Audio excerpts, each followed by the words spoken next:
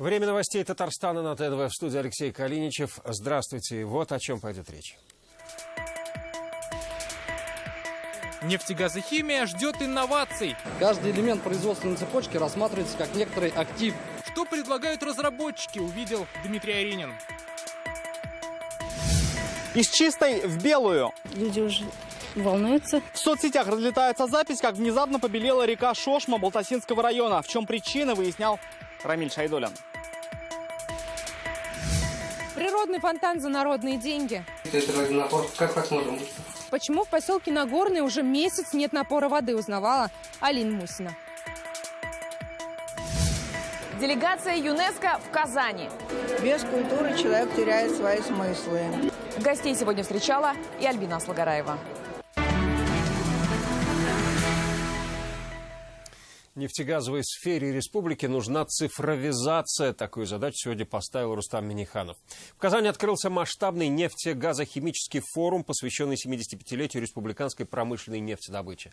В столицу приехали 500 экспертов обсудить, что сегодня в тренде и в чем газовикам и нефтяникам нужно подтянуться. О концентрации инноваций Дмитрий Аринин.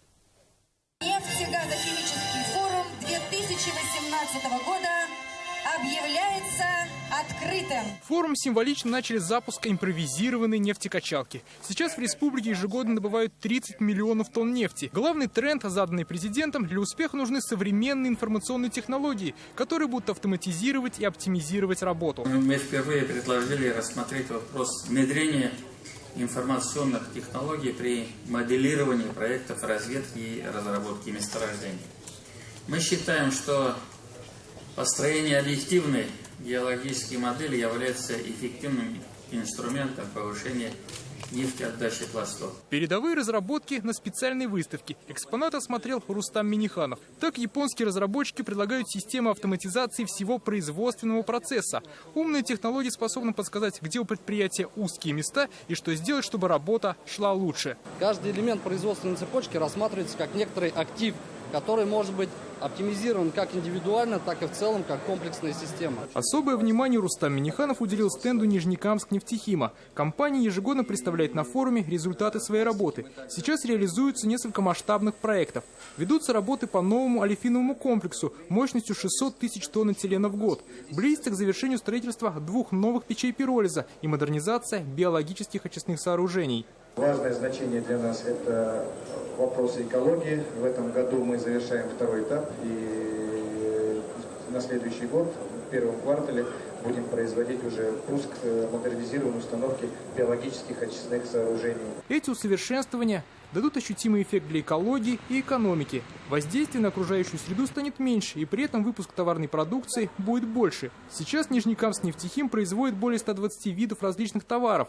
За первые полугодие 2018 года выпущено 1 275 000 тонн продукции. Производство, помимо того, что повысят выпуск товарной продукции, соответственно, конечно же, они и принесут экономическую прибыль, дополнительную выгоду.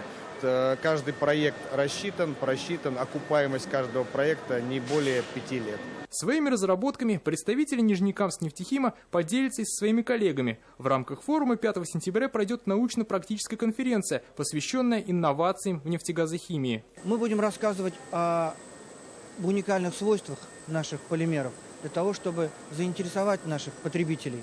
Так свои технологии представили 150 компаний из России и зарубежья. Всех экспонатов выставки набралось столько, что в одном здании не поместились. Для этого потребовались 6 павильонов. Вот на этой площади вы видите 3. Даже этого оказалось мало. Часть техники и образцов выставили прямо на улице. Например, вот эти вот образцы стеклопластиковых нефтяных трубопроводов. Уровень представленных технологий и особенно российских специалистов порадовал. Что касается, как говорится, железа, то мы все это делать умеем, либо можем достаточно быстро разработать. Основная, конечно, проблема – это система управления этим оборудованием, то, что называется мозги. Вот здесь у нас был большой пробел, но сейчас этот пробел как раз активно восстанавливается. На форуме насыщенная научная программа. Татарстан уже договорился о сотрудничестве с Сибирским отделением Российской академии наук. Ученые будут помогать республике по широкому кругу вопросов. Дмитрий Аринин, Рамзиль Гарипов, ТНВ, Казань. Традиционно на этой выставке свой стенд представила компания «Транснефть Прикамье». Этот год для нее юбилейный, она отмечает 25 лет. Основным направлением в работе стало энергосбережение и новый проект. В демонстрационном химическом реакторе инновационная присадка для нефти и нефтепродуктов. Всего несколько граммов на тонну повысит пропускную способность трубопроводов и энергоэффективность. Новый проект компания «Транснефть» представила на выставке «Нефть, газ, нефтехимия». Завод запустит в Елабуге уже в следующем году. Создание энергоэффективного производства является актуальным для нашей компании. Рациональное использование ресурсов – тренд этого года. 2018 в «Транснефти» объявлен годом энергосбережения. За 6 лет эффект от мероприятия составил 600 миллионов рублей. Кроме создания энергоэффективного оборудования, мы еще и решаем задачу по созданию конкурентной среды на рынке предложений по производству этого оборудования. То есть, если рынок был ограничен или вообще был представлен импортным производством, то сегодня компания, реализуя производство основного оборудования, использованного в нашей отрасли, решает эти задачи. Этот год для «Транснефти» юбилейный, 25 лет. Приоритеты в работе прежние: организация безопасного и экологически ориентированного производства, внедрение современных технологий, импортозамещение. Молодые кадры для нефтехимии растут. Наш земляк, победитель 2 международных олимпиад по химии Андрей Кобелев, стал студентом МГУ. С ним и другими талантливыми ребятами страны накануне учебного года встретился Владимир Путин. В Сочи, в центре для одаренных детей «Сириус», президент ответил на их вопросы. Меня зовут Андрей, я химик из Нижнекамска. Я поступаю в МГУ на химфак, и меня, в связи с этим мне пришлось столкнуться с военкоматом недавно, то есть, просто банально туда явиться. Много очень бюрократических неудобств, и как вы считаете, вообще реально ли с ними бороться в достаточно отдаленных районах? Бороться нужно, но невозможно. Бюрократия, она сама себя порождает, сама себя иногда съедает. Но есть вещи, которые невозможно решить пока удаленным способом. Хотя мы все больше и больше расширяем возможности электронного правительства. Если там какие-то совсем сложности у вас есть, скажите моим помощникам, мы вам поможем. Кто нахимичил на Шашме, задаются вопросом жители Балтасинского района. Река цветет, но не теми цветами. Она побелела и дурно пахнет. Любопытное видео уже в соцсетях. Татарстанцы предполагают причины всему отхода молочного производства. Рамиль Шайдулин о том, каково рыбе в молоке. Вода как парное молоко, но она точно не для купаний. Сразу несколько очевидцев засняли внезапно побелевшую шошму неестественного цвета и с запахом, словно из канализации. Вот так сейчас выглядит это место. Видно, что из мутной белесой вода превратилась в такую же мутную, но уже зеленоватым оттенком. А о том, что здесь разлито что-то белое, говорят разве что осадки. Это что-то в них просто въелось. Теперь этого берега сторонятся селяне, но не рыболовы. С удочками наперевес. Они по-прежнему приходят туда, где стоки оказываются в реке. Дохлая рыба, она, как сказать, нет, тут я не наблюдал, но она появляется, но она и так иногда дохнет. Селяне не припомнят, чтобы шошма покрывалась такой белой пеленой. Максимум река цвела. Люди уже волнуются за эту воду, за эту реку, поэтому отправили на всю страну такие видеозаписи. Может, какие-то отходы? Я так думаю, честно говоря.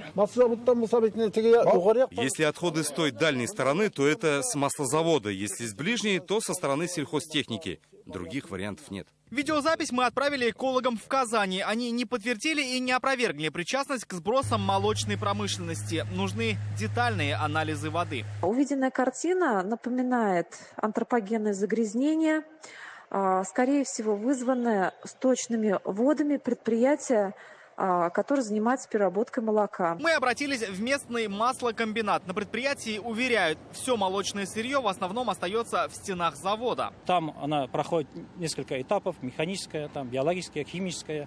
И вот после этого уже у нас какие-то остатки, там, скажем, присутствие молока, там, скажем, да, смыва, это уже попадает в шошму, река Шошму. Кто же сбрасывает белое в реку? Экологи исследуют пробы воды. Будем делать анализ полный. Результаты у нас выйдут на следующей неделе во вторник. Все материалы будут передаваться природоохранную прокуратуру и будут приниматься самые жесткие меры. По словам природозащитников, первые анализы не показали отклонений в содержании в воде кислорода. Белесый налет не угрожает фауне Шошмы. Рамиль Шайдуллин, Амир Залишев, ТНВ, Балтасинский район.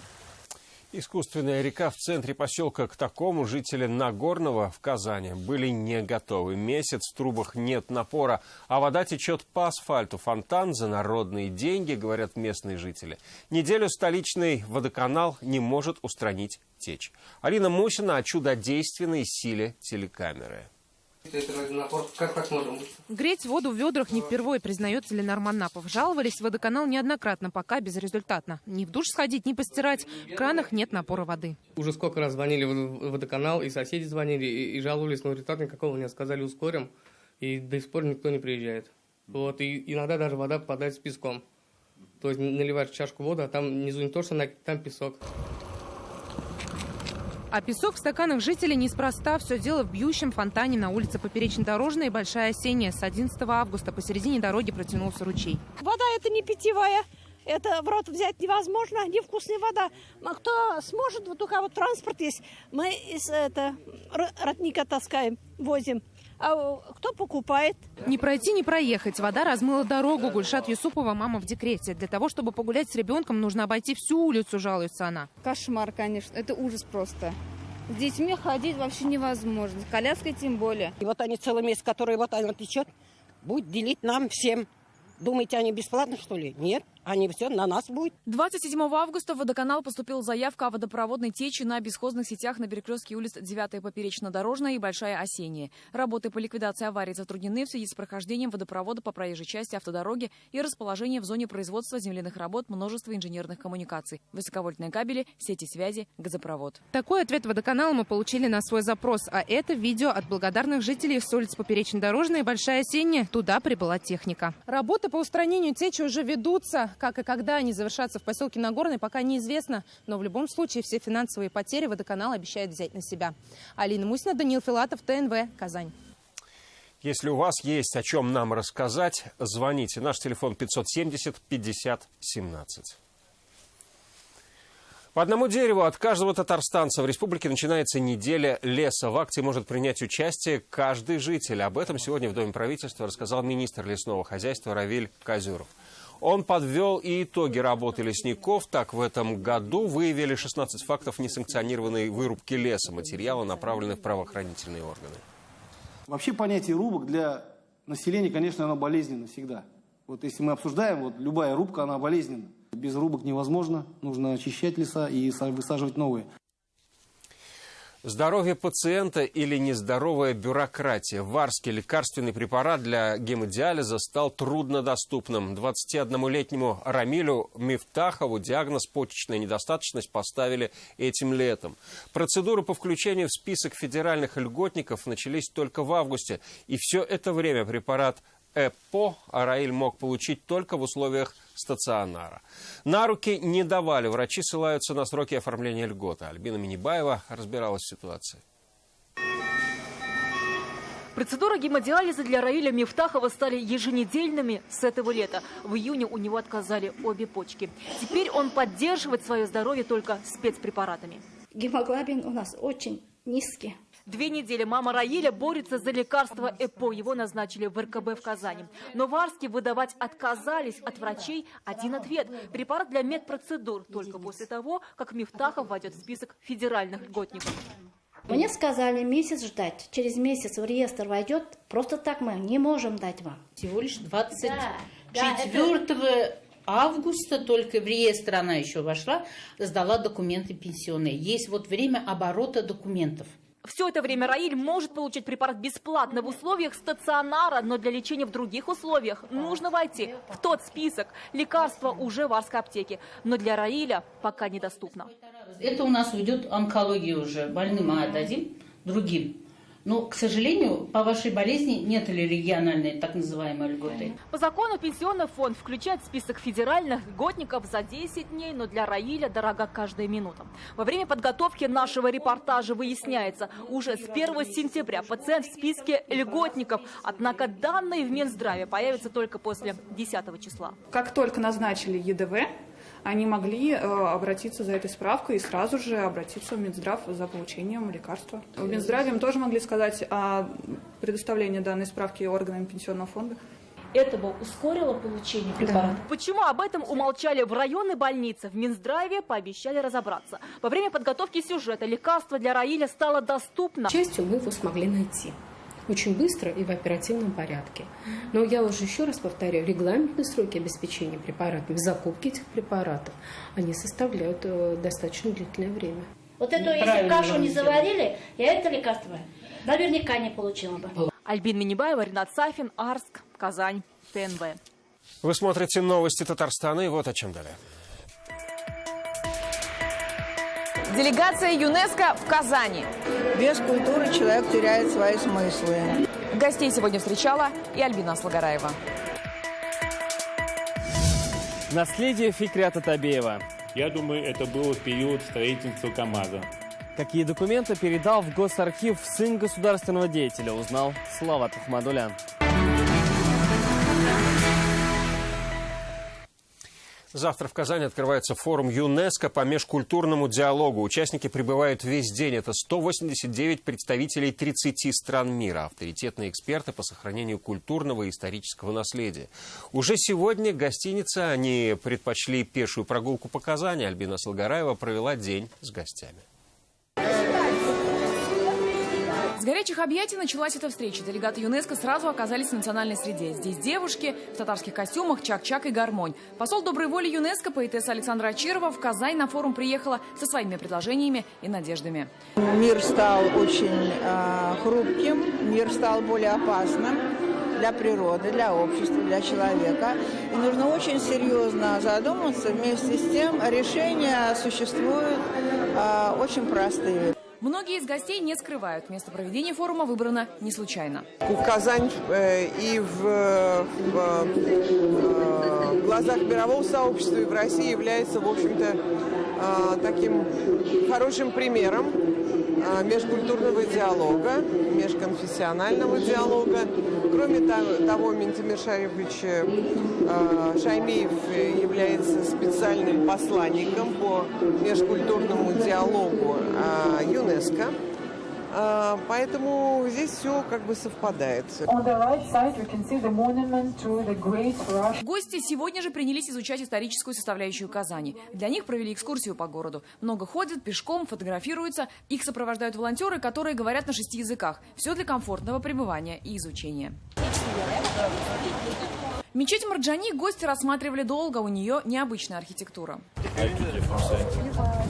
Эксперты привыкли много ходить пешком. Это их работа – смотреть, сравнивать, оценивать. Знаю, что ваша республика мультикультурная и мультиконфессиональная, а поэтому нужно брать пример с вас. Только изучая и зная друг друга, мы можем прийти к миру во всех вопросах. В маршруте Богородицкий монастырь, Казанский Кремль и возводимый собор Казанской иконы Божьей Матери. Татарстанское наследие им интересно. Это как раз те специалисты, которые в своих странах занимаются сохранением. Мы сотрудничаем с Иркутским университетом, и мы знаем, как россияне любят свою природу, свою историю. Например, мы следим за тем, как заботятся об озере Байкал. Это приятно, это о многом говорит. Я впервые в России, когда готовилась к этой поездке, изучила информацию про вашу республику. Знаю, что у вас есть мечети и храмы, и действительно увидела это сегодня сама. В рамках форума будет представлен сборник статей специального посланника ЮНЕСКО по межкультурному диалогу Минтимира Шаймиева. Это очень высокий статус. В мире им обладают только 12 человек. Также ожидается открытие музея археологии дерева и участие делегатов в фестивале мусульманского кино.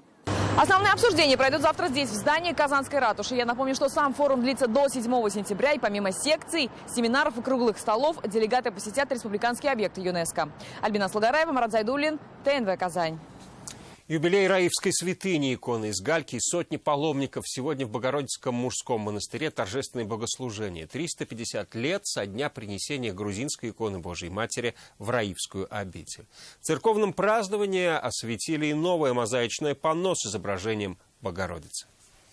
Великого Бога и спаса нашего. Церковная служба, крестный ход, сотни паломников. Сегодня у православных день почитания иконы грузинской Божьей Матери. А еще 350 лет со дня ее принесения в Раифу. Помолиться к чудотворному образу пришел и старый млад. Люди верят и надеются, она сможет исцелить. Ровно 350 лет назад, в далеком 1668 году, при принесении иконы Божьей Матери в Раифский монастырь заметили чудотворное влияние. Больные исцелялись, слепым возвращалось зрение. Икона с изображением Богородицы остается главной святыней Раифского монастыря. Сегодня после крестного хода осветили новое мозаичное панно. Анна Солнечная руководит мастерской. С 2 помощницами создавали полотно 1,5 месяца. Признается, идея создать икону из гальки пришла случайно. Просто подбирается камушек, разбирается ее размер, цвет, и подбирается, и выкладывается уже рисунок. Укрепили его жидким стеклом. Теперь у стен монастыря это главное украшение. Сегодня, как увидела, да, у меня прям как будто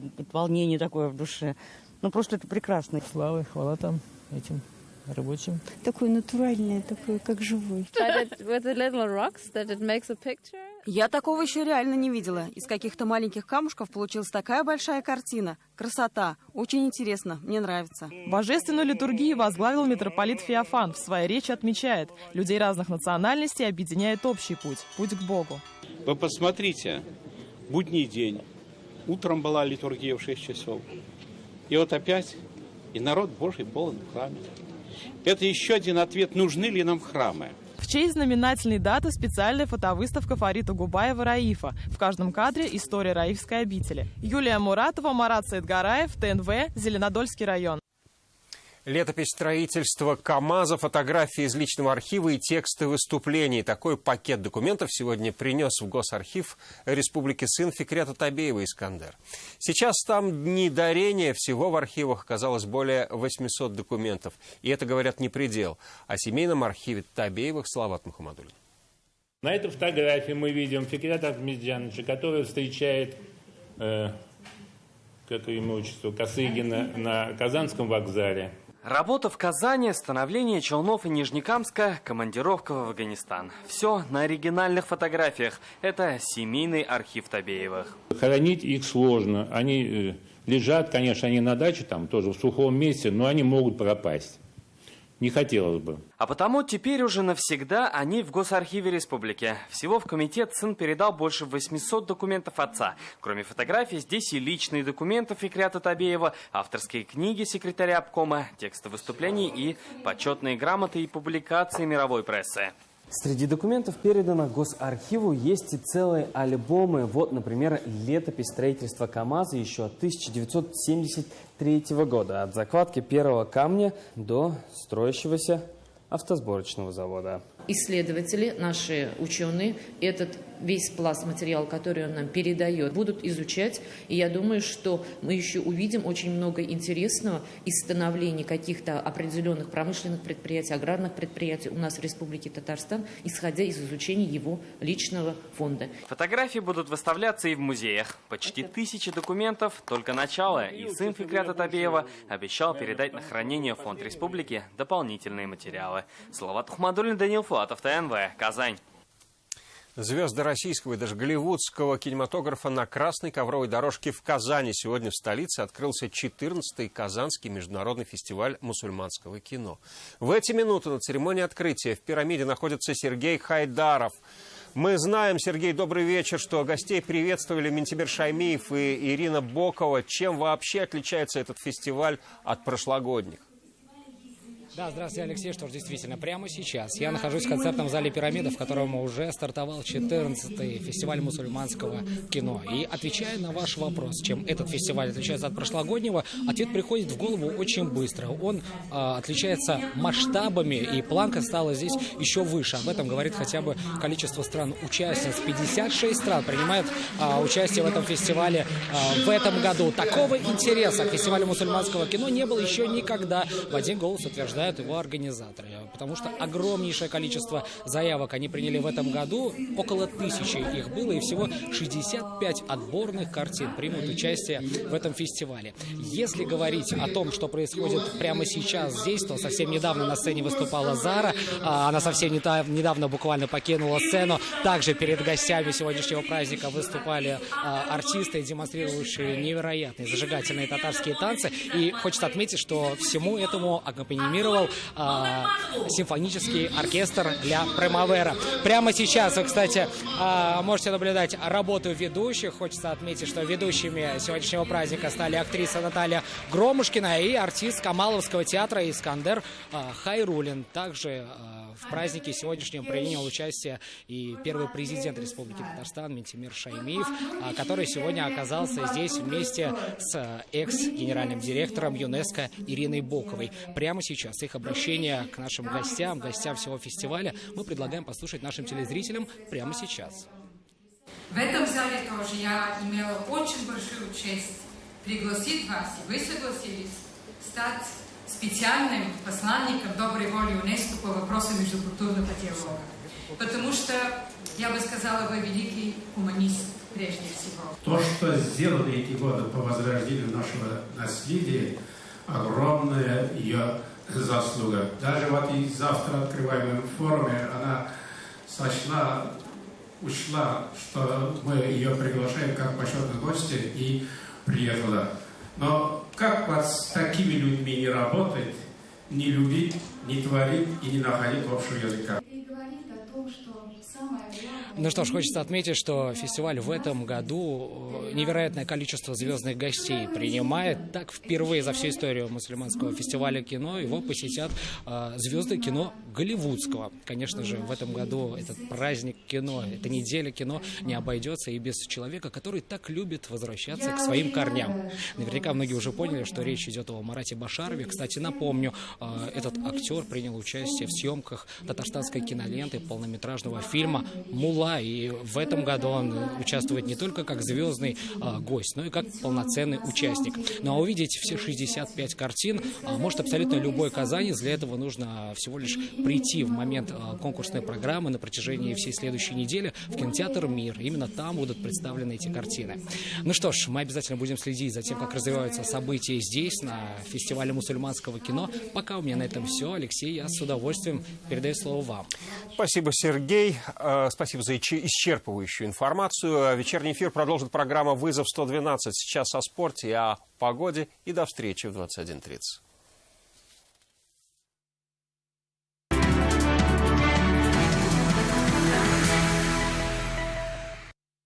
Добрый вечер. Время новостей «Спорт» на ТНВ, в студии Алмаз Гафиятов. Первая победа в новом сезоне. Хоккеисты Акбарса смогли оправиться от дебютного разгрома и подарить болельщикам радостные эмоции. В Татнефть-арене команда Билли Лединова принимала Минское «Динамо». У гостей этот поединок и вовсе был первым в сезоне. Обновленная команда вкатывалась в игру долго. Как результат, пропустила первую шайбу в первом же периоде. У хозяев отличился новичок-канадец Пол Постма. С каждым периодом казанцы наращивали преимущество. Дальше удалось забить еще одному представителю Канады Джастину Азеведо. Белорусы в концовке тоже забросили шайбу, но с нарушением правил. Первая победа 2-0, и впереди у барсов соперник из Подмосковья клуб «Витязь». Игра пройдет в Татнефть-арене завтра в 19 часов. Ну, я думаю, ребята сделали правильные выводы. И, в общем-то, сегодня надо было сыграть, не просто выиграть, а сыграть очень хорошо. Поэтому они с задачей справились. Мастер-класс от чемпионов плавания. В преддверии старта этапа Кубка мира ФИНА участникам соревнований Егор Куимов и Блейк Пиерони провели мастер-класс для учащихся казанских ДЮСШ. Представитель Республики Татарстан в сборной России по плаванию, серебряный призер чемпионата Европы в Глазго Егор Куимов рассказал подрастающему поколению о правильной технике плавания. Секретов у чемпиона много, и на этапе в Казани он также готов удивлять. А второй пловец из США Блейк Пиерони является олимпийским чемпионом 2016 года в составе сборной Америки в эстафете 4 по 100 метров. Дети внимательно слушали звездных наставников и старались выполнять все плавательные упражнения. По словам Куимова, начать заниматься плаванием никогда не поздно. Если тренер видит талантливого спортсмена, то же самое, как в учебе, можно начать поздно учиться в 30 лет. Ну, в 30 лет это уже, можно сказать, уже это. Слишком? Где-то лет 10, а где-то 11. Игроки «Рубина» в составе национальных команд. Если в основном коллективе сразу 5 футболистов будут защищать цвета российской сборной, то сейчас пригласили ребят и в молодежные команды. Дмитрий Губанов и Михаил Яковлев вызваны в состав Ю-20. 5 и 7 сентября наша юношеская сборная в Хорватии сыграет 2 контрольных матча со сверстниками из Хорватии. А защитники Илья Агапов и Владислав Микушин вызваны в состав до 17 лет. С 5 по 9 сентября юношеская сборная примет участие в международном турнире во Франции. Наша команда под руководством Александра Киржакова сыграет со сборными Франции, Англии и Нидерландов. И это все новости спорта к данной минуте. Будьте здоровы и занимайтесь спортом. До свидания.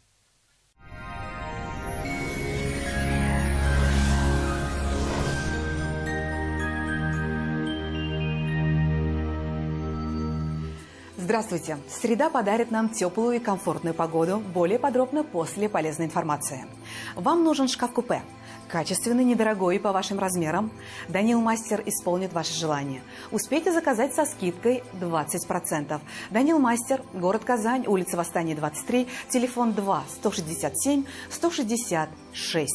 Солнечный антициклон управляет погодными процессами в республике. И по данным сервиса Яндекс.Погода, на юго-востоке в Бугульме, Бавлы, Азнакаево температуры повысились днем 22 градуса. На северо-востоке, Нижнекамске, Набережных Челнах, Елабуге столбики термометров покажут 23 градуса выше нуля и будет солнечно. На севере Татарстана, Мензелинске, Агрызье, Менделеевске теплая и комфортная погода, плюс 22. На северо-западе, Варске, Кукмаре, Балтаси переменная облачность и также до 22 градусов выше нуля. Для юго-запада 5 сентября будет солнечным. Воздух прогреется до плюс 23. В центральных районах, в Чистополе, Альметьевске, Мамадыше будет малооблачно и сухо, плюс 23. В четверг теплая и солнечная погода сохранится. Спонсор прогноза погоды – клиника Фарм-Т. Лечение аденомы и простатита по европейским стандартам, без боли и операции на израильском аппарате Термекс. Телефон в Казани 292 66 77. Клиника Фарм-Т. Радиоволновое лечение аденомы и простатита на израильском аппарате Термекс. Без боли, без операции. 292 66 77. В Казани будет солнечно, осадки не ожидаются. Дневные температуры плюс 22-24. Ветер восточный слабый, до 3 метров в секунду. Атмосферное давление 761 миллиметр ртутного столба. Влажность воздуха 54%. Магнитное поле Земли спокойное. Это вся информация о погоде. В студии была Лейла Латыпова. Увидимся на ТНВ.